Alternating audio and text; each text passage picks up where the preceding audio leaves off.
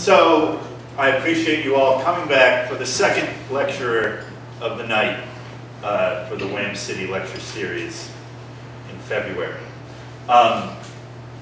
So in keeping with the reason of the night, Jurassic Park 4, we will now be talking about dinosaurs. Yeah. I didn't know that Gerry knew anything about dinosaurs until he proposed this lecture to me, and even after that, I really didn't know if Gerry knew anything about dinosaurs, and it doesn't matter. I'm an avid Facebook user, and I would say that the person who got me into Facebook, and maybe he'll be upset about this, is Gerry Mack. Because I was just so enthralled by his Facebook rants. So whatever it is that he had to say about dinosaurs, I knew would be gold. Gerry, 2 days ago, started working on this lecture at my house on my computer. So when I got home from work, I wasn't able to watch my customary television because Gerry was using my computer. So instead, I just watched him put the lecture together. And my instincts were right. It's going to be gold. Every slide is beautiful, and so is Mr. Gerry Mack. Yeah.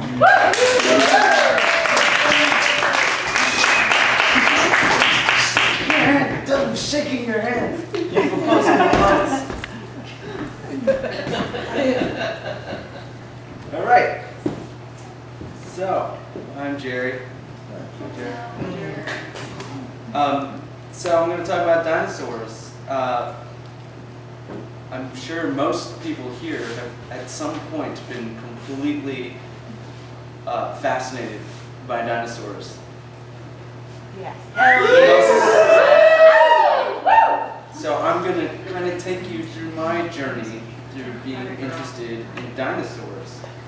When I was a little kid, other little kids used to joke that I was half dinosaur because I was that into dinosaurs. I was way more into dinosaurs than astronauts and aliens and serial killers. I just really love dinosaurs. And Barbies.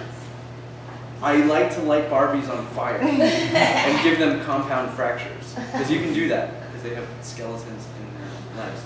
But recently, I started thinking about, well, certainly when this lecture came up, I started thinking about what it was about dinosaurs that really interested me, beyond how it captivates most people. I mean, they're big, prehistoric creatures that nobody ever really knew what they looked like entirely, and they kind of are analogous with dragons and griffins and just mythological creatures. But what is it, the fact that dinosaurs were real, in that we have fossil records of them, what is it about them that makes them so fascinating? So I was just thinking a lot about that. And so I'm going to start with shit that has nothing to do with dinosaurs. So like this fucking bumper sticker really gets to me, and I see it everywhere. American Farmland Trust. I don't know, I've been thinking, anybody who knows me knows that I work a lot in food, and I think a lot about food. And something about this bumper sticker really fucking irritates me. And when I think about it, it's the fact that it's not true that without farms, there's no food. It's completely untrue. Like, we're the only species that has farms. Every other species can just find food, and if they don't, they die, and it's fine, and life goes on. There's actually a species of ant, I forget what it's called at the moment, but they do farm mushrooms. But I mean, the idea of what we consider a farm, which is cultivation.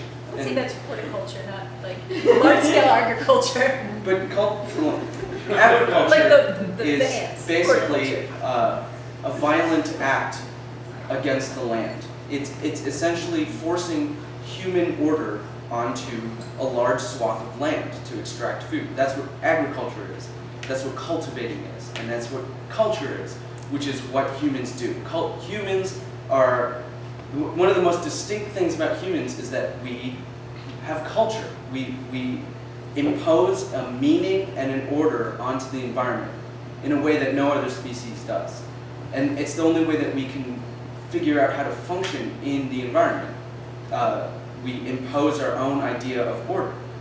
But something about that just doesn't sit right with me. And so that's why this bumper sticker, and the fact that it's a bumper sticker, bothers me. It's like, I feel like, you know, if all farms were obliterated, I feel like people could probably somehow find food. Maybe even if like 3/4 of us died off, we would still find food. So, like, but that is my general antipathy towards the human race and towards human civilization, which informs why I've always found dinosaurs fascinating. So let's skip to another part of my life where that informs why I love dinosaurs. I was a relief cook on the Lady Maryland a few years ago, which is a replica schooner in the Inner Harbor. And they go out on expeditions with like privileged little kids and teach them about marine biology and sail around New England and teach them about nautical history and shit like that. And there was one day I was cooking, I was all day cooking. I used to get up earlier than everybody and go to sleep later than everybody. And I used to have to run to some fucking grocery store in like bumblefuck New England and steal a shopping cart and fill it full of groceries and run it back to the boat and like cook like 3 meals a day for 20 kids and crew. And one day I was like, and I was in the galley, just like couldn't see the ocean, couldn't see anything, just down below, like just making food all day. And then one day my friend Emily, who some of you know, poked her head down and was like, Gerry, like you gotta come up top and see what's going on. And I went up and I looked out onto the ocean and there were all these whales breaching. And it was the most it was one of the most life-changing experiences of my life. And I couldn't even explain it at the time. But it was like I was watching, this is a blue whale, but we were watching gray whales do this. And it was like dozens of them all around us. And I was like, and I didn't know shit about marine biology. And I was like, why are they doing this? And they're like, and all these other scientists and shit were like, they found a patch of plankton and they're really, really stoked. And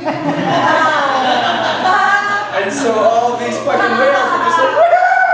Fucking plankton! Yes! And they were doing this all around the boat. And in my heart, I was just like, I don't know the last time I felt that joy. I don't know when I felt that happy for something as simple and as innocuous and having really no meaning in my life. Basically, it was just an evolutionary need being fulfilled. And these are intelligent creatures. These are creatures that used to be able to communicate across the globe, through the water, before anthropogeny, before we humans fucked it all up and like had boats and radar and shit like that fucked up the ways they communicated. And now like whales can't hear each other. They used to be able to hear each other across the globe because water conducts sound very efficiently. But in my mind, it was just, why have we lost that? Why do our lives suck?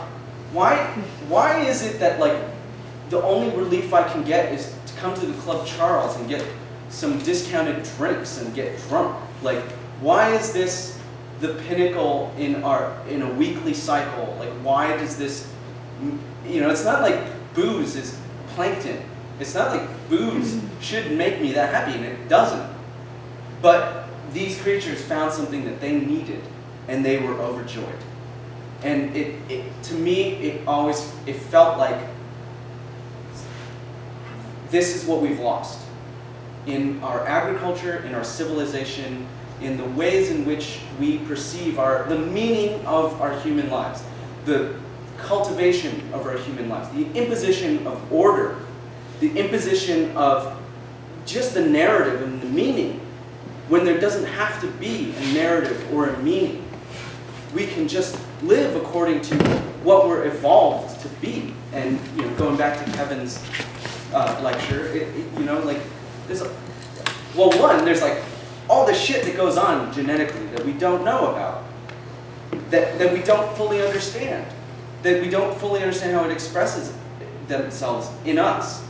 And we have this sort of idea that it still persists to this day, no matter how much of NPR listening liberals we are, and like conservative sucks, creationism sucks, but progressivism is also just as much like this chauvinist human construct where we can make everything better by our human intellect. And when I was a kid, the reason why I got beyond astronauts and I got beyond sci-fi and shit like that, and aliens and whatever other things, serial killers, whatever that kids were into, is I got into dinosaurs. And why did I get into dinosaurs? Dinosaurs are completely apart they're completely removed. There is human evidence to humans that dinosaurs existed. But they're creatures that exist well beyond the human imagination, that allows room for us to fill in the gaps and kind of find nourishment in this mythology. The more we find out about dinosaurs, the more our imagination expands. It's not the kind of science where the more we learn, the more narrow our understanding of these creatures become.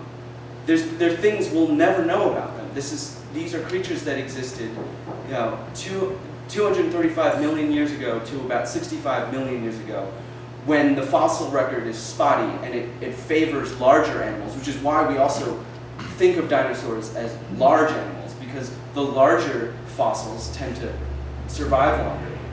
But they captured my imagination because they represented a time, a species, an animal, a creature, a soul, a living thing that lived so alien, in a way that was so alien to any human experience. Because mammoths we can comprehend because we have elephants. Saber-toothed tigers we can comprehend because we have tigers. And even the weird giant turtles and megalodons and the weird giant sharks. We have contemporary analogous creatures to help us understand that. And the fact that they were so foreign to us, that they are so foreign to us, was specifically why they were so important to me as a kid. So this is an image that really captivated me as a kid. This is it's a mural called The Age of Reptiles. It's at the Yale Peabody Museum. And it's by an artist named Rudolf Zallinger. And it's full of scientific inaccuracies. One, most of those dinosaurs did not exist at the same time. The Tyrannosaurus right there, iconic dinosaur, did not exist alongside the Brontosaurus, which I'll get to later. But this was many different eras.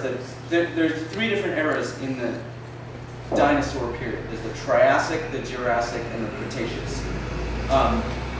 And this is just a mishmash of those. If you actually look to the left of the Tyrannosaurus, this is just a detail because it's a really long mural. To the left, there's a Triceratops, which everybody loves, and there's a bunch of other non-dinosaur reptilian creatures beyond that. But this was the image that sparked my imagination as a kid. My neighbor had a poster of this, and it just captivated me. That is how I drew a Tyrannosaurus for most of my childhood. That is the iconic. He's got red eyes, which is just evil as shit. That is my platonic ideal of a Tyrannosaurus. But Zallinger, who was a very renowned paleo artist, got a lot of shit wrong, and this just as much represented our concepts and our prejudices about life on Earth, about us, about the times that we live in, as any artist working in any medium. And so I'm going to go on to, what is a dinosaur? Actually, when I was talking about doing this lecture, a lot of people said, like, isn't a pterodactyl a dinosaur? And it's like, well, no, actually, there wasn't actually such a thing as a pterodactyl. There was a group of animals called pterosaurs that flew. They were kind of reptilian creatures that flew. There's pteranodon, which is a famous animal with a big fucking crest on the back. But those were not dinosaurs. Dinosaurs were exclusively land-based animals. It's a class, it's a scientific class of animals that will probably shift in the future, but it's a class of animals that share both characteristics with both reptiles and birds. So there's sort of like the in-between between birds and reptiles. So a lot of scientists now think that this is actually a dinosaur. This is a dinosaur.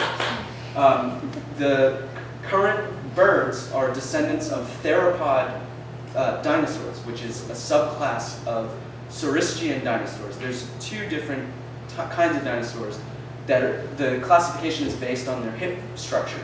And there's ones that are Saurischian, which is reptilian hip bones, which includes like your tyrannosaurs and all that shit, and like your bipedal dinosaurs, and then there's the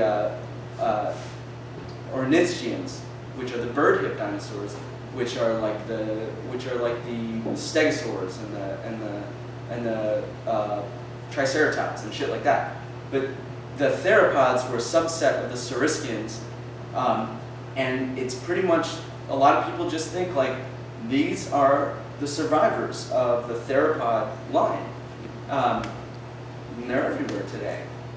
And also there's this thing where like people talk about dominance, and it's so infected with this sort of human language about what it meant to be a species in prehistory. The age of reptiles. The dinosaurs ruled the earth. You know, every fucking kid's book that I read when I was a kid said that shit. And it's like, well, you know, like that represented a small fraction of the species that existed back then. Not including, you know, like if you include plants and bacteria and invertebrates and amphibians and fish, like the reptilian creatures that existed then were far from dominant. That's a human idea. Like we think of ourselves as the dominant species on Earth, but we're not. I mean, even in, like again in Kevin's lecture, it's like most of our genetics on our bodies are not our genetics. They're bacterial genetics and viral genetics. You know, it's like there's this sort of human chauvinism that shows up when we talk about everything and we talk about dinosaurs. So this is a dinosaur, and it's not as impressive to some people as a Tyrannosaurus. But like, if you want to look at a dinosaur, like go out fucking side. Go outside. So so in Chile, some researchers decided to do some experiment recently, like in the last year, and they put like a plunger on the butt of a chicken to see how dinosaurs might have walked. And this is what they came out with. The chicken went, ugh, ugh. It's heavy back there, and they're like, woo, this is how a Tyrannosaurus walked. So this is recent science. So this is supposed to inform people on how dinosaurs might have walked. You should look it up. It's an animated GIF. It's also on YouTube. It's addictive. You can just watch this chicken just walk its plunger up its butt. But the term dinosaur means terrible lizard. Means terrible lizard. And again, like the whole history of dinosaurs is full of histrionics. It's so full of melodrama. The word dinosaur means terrible lizard. This is the guy who coined the term. In 1849. His name was Richard Owen. Sir Richard Owen. Sir Richard Owen. He's got a terrible lizard under those pantaloons. So these are the kinds of people who are telling us about dinosaurs. Like that guy was telling us about dinosaurs. But he's awesome. He's fucking awesome. But the thing that people were discovering fossils. People dug up fossils throughout human history. You just digging, they would find fossils. And of course, they did influence a lot of our myths and legends. It definitely influenced our ideas about dragons and shit like that. They were actually kind of the basis for a lot of mythological creatures. And for me, a mythological creature serves its function when it actually becomes real. It actually becomes tangible and almost tangible and real to the humans that create them. So Thor, for instance, was very real to the Vikings, to the Scandinavians. Thor was not just an abstract concept. Thor was real as shit. And so when some Christian missionaries came to Scandinavia and said fuck Thor, and they weren't struck down immediately by lightning, Vikings were oh man, their God beats our God. They didn't strike, Thor didn't strike him down right away. I'm gonna go with Christianity. He's a stronger God. So I think that mythologies really work when we take them literally, when we actually, in our imaginations, take them in as fact. Even if it's psychological fact, even if they're not abstractions, they actually function as a real purpose and a real concept that exists. Even if it's a metaphor or whatever, the metaphor is not abstracted. It actually encompasses the devil, everything actually encompasses something real within us. And I think that dinosaurs have taken that place, which I'll get to later. But dinosaurs have taken that place in our imagination. So what was happening? This is 1841. But dinosaur bones were being found well before that, and people knew about dinosaurs before the term dinosaur was coined. And this is the guy who did it, that skeezy bastard. What was going on right around then, this guy, who we all know, Gandalf. Gandalf and Darwin. Origin of the Species, 1859. That's when he published that. And it actually had a lot of impact culturally. You have to think about the fact that we're in the height of this kind of scientific revolution, industrial revolution. Even staunch Christian people weren't giving up theology or giving up their Christian beliefs in order to believe in scientific beliefs. They actually view scientific beliefs as a justification for Judeo-Christian order and Judeo-Christian mythology, really. And so this guy comes along and kind of blows everything up. Of course, there's some older orders of Christianity that reject his theories, but a lot of people who also call themselves Christians embrace the theory, and a lot of Americans embrace the theory. This is some more radical people amongst us. Herbert Spence also started writing right after this guy, and started talking about, he applied the law of thermodynamics, and he applied evolution, the theory of evolution, to social organisms. A lot of those people in those times talked about the social organism, applying biological terms to a social order. And so social Darwinism was also coming up right around the same time. And there was this idea, and capitalism was at its height, and just the idea of Herbert Spence, who probably may not have agreed with this, but he was the kind of precursor to like Randian ideologies, where like the survival of the fittest, strong defeats the weak, that kind of thing. Like none of these guys ever used the term survival of the fittest. They just said like this is a mechanism that happens. It doesn't mean just because one species is better suited to cope in an environment doesn't mean they're superior or stronger. But a lot of hack sociologists and a lot of hack politicians took these ideas and ran with them. And so this was the era where all the social Darwinism became like a strong idea and force. Like people justified the fact that there are poor people and there are rich people and there are nations that are suffering and there are nations that are thriving.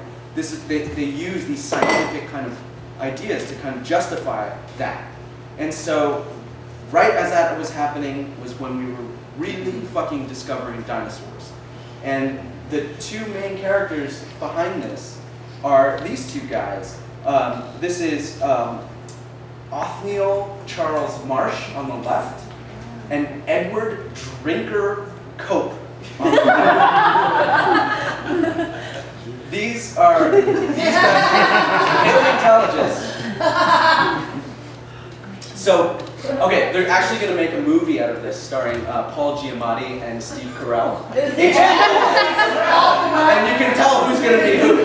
Yeah! But, are you serious? You're serious? I'm serious. I'm absolutely serious. They're actually doing this. This was an era. This is the era between 1877 and 1892, called the Great Dinosaur Rush, also known as the Bone Wars. These were the two main guys behind it. So what facilitated this was a few years before that happened, there was the Transcontinental Railroad. So while they were blowing up Chinamen and Irishmen, they were also blowing up dinosaur bones, and they were blasting through mountains, and bones were just like everywhere. And so people were like, "Woo, dinosaurs are over there!" And it's right at the time when people there was kind of like the early era of like mass media, where people were just like gossip. They were just like the sensationalist shit. They just kind of like leached onto it. And these guys were kind of forefronted it. These guys started out as friends. They're kind of so like prototypical, archetypal friend enemies. Okay, like Cope on the right. He came from a well-to-do family. Like he was wealthy and he was funded. Marsh, on the other hand, came from a poor family, except a distant relative of him owned the Peabody Museum at Yale, and so gave him a position there, and that's why he was able to fund his research and start doing his shit. And they were friends at first. They met in Berlin, and they were looking at fossils in Berlin, and then they came back to America, and they worked together, but they very quickly had opposite personalities. Cope was considered really pugnacious, and he was like this younger, handsome, like kind of like playboy scientist, and Marsh was more like the like uptight, he went by the rules and shit like that, and they butted heads, and so very early on, before they actually had rivalry, like they started bribing people when they realized that they were kind of like on the same level. They started bribing people at dig sites to not give fossil records to the other guy. They would hand off bribes and be like, just give all the records to me. And they each were doing this to each other. Incidentally, Cope was Cope was not a Darwinist. He was a neo-Lamarckist, which meant that he believed that an individual animal can inherit traits from its parent that were developed in the course of its lifetime. So it's like really anti-Darwinian genetic evolution. It's just like, if I decide to cut my arm off and decided that was better for me in my life, my kid will maybe not have an arm. That's basically what he believed. But so these guys were like driving force behind early dinosaur research. They were like terrible rivals. So basically, when after the railroad opened up and they just went out there, they went out to Montana and Nebraska and all these places and just fucking sabotaged each other constantly, bribed each other's teams. They bought off each other's like workers. They bought off railroad workers that were finding these that knew about this shit and also found out about these fossils.